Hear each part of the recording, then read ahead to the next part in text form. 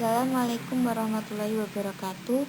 Kami dari kelompok 9 kelas SMA yang beranggotakan yang pertama Ifroho Kholakna dan saya sendiri Nana Intira akan mempresentasikan tentang instrumen pengumpulan data dari mata kuliah metodologi penelitian.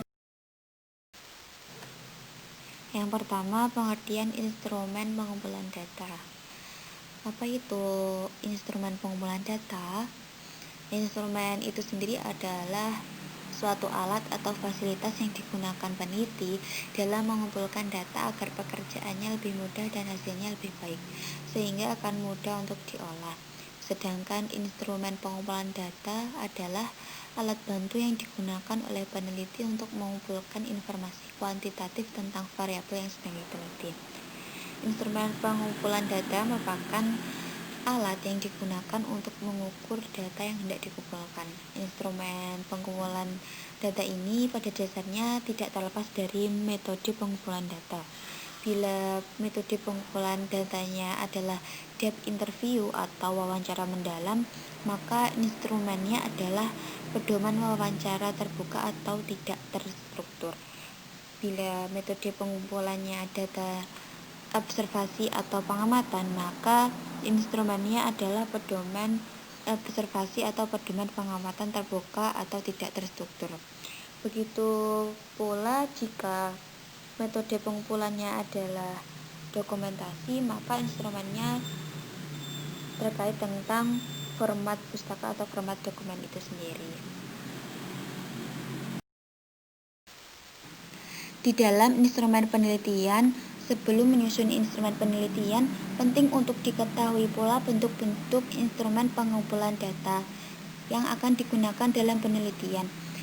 Terdapat beberapa bentuk-bentuk instrumen pengumpulan data, di antaranya yang pertama bentuk instrumen tes.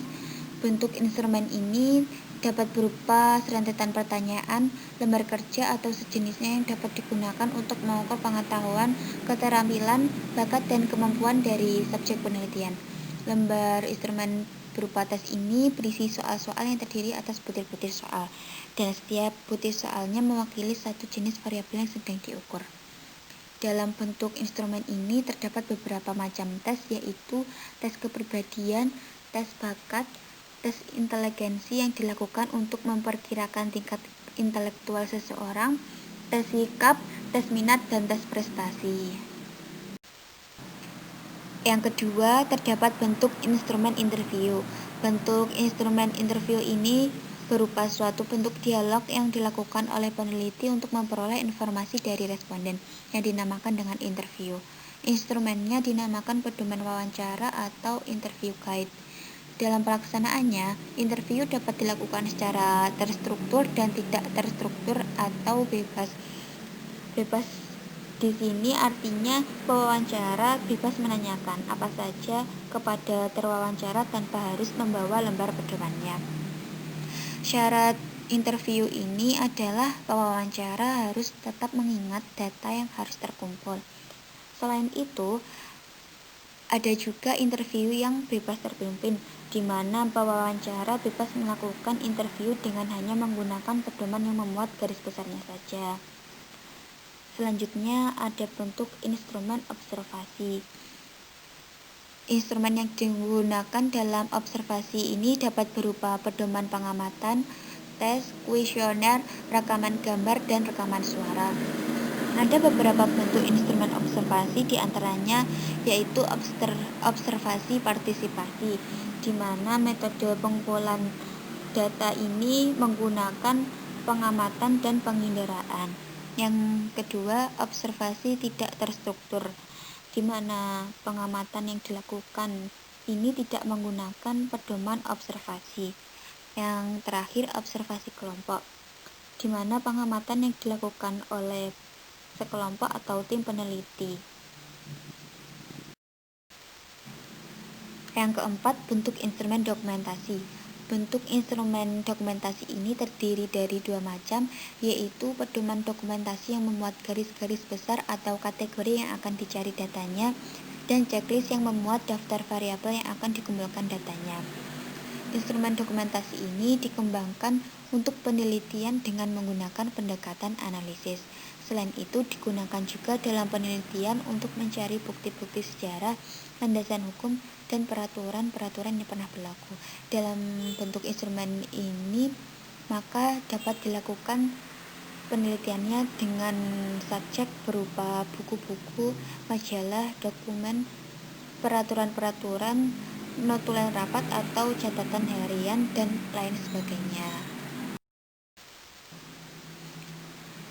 Dalam instrumen pengumpulan data, terdapat kriteria instrumen yang baik. Alat ukur atau instrumen yang baik harus memenuhi dua syarat, yaitu kredibilitas dan reliabilitas. Dalam kredibilitas, suatu penelitian dinyatakan kredibel jika ia menjelaskan uraian yang benar atau tafsiran tentang pengalaman manusia dengan benar, di mana orang lain yang mengalami pengalaman yang sama akan mempunyai tafsiran yang sama. Dalam hal ini, maka suatu penelitian itu dikatakan kredibel jika orang lain setuju bahwa mereka akan mempunyai pengalaman tersebut, walaupun mereka hanya membaca laporan penelitian tersebut. Yang kedua, reliabilitas. Reliabilitas instrumen merujuk kepada konsistensi hasil perekaman data atau pengukuran data. Kualitas instrumen ditentukan oleh dua kriteria utama, yaitu validitas dan reliabilitas. Validitas suatu instrumen menurutnya menunjukkan seberapa jauh ia dapat mengukur apa yang hendak diukur, sedangkan reliabilitas menunjukkan tingkat konsistensi dan akurasi hasil dari pengukuran. Baik, teman-teman, di sini saya akan melanjutkan apa yang sudah dijelaskan oleh yang sebelumnya, Mbak Nona, yaitu prosedur penyusunan instrumen pengumpulan data. Nah, di sini prosedurnya ada 6. Yang pertama, mengadakan identifikasi terhadap variabel-variabel yang ada di.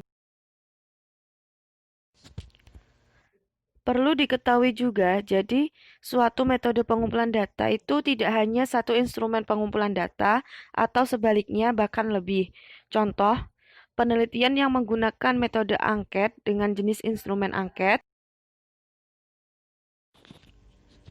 Lalu, bagaimana hubungan metode pengumpulan data dengan instrumen pengumpulan data?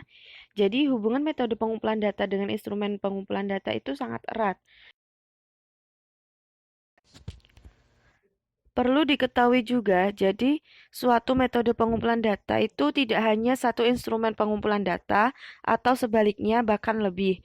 Contoh, penelitian yang menggunakan metode angket dengan jenis instrumen angket.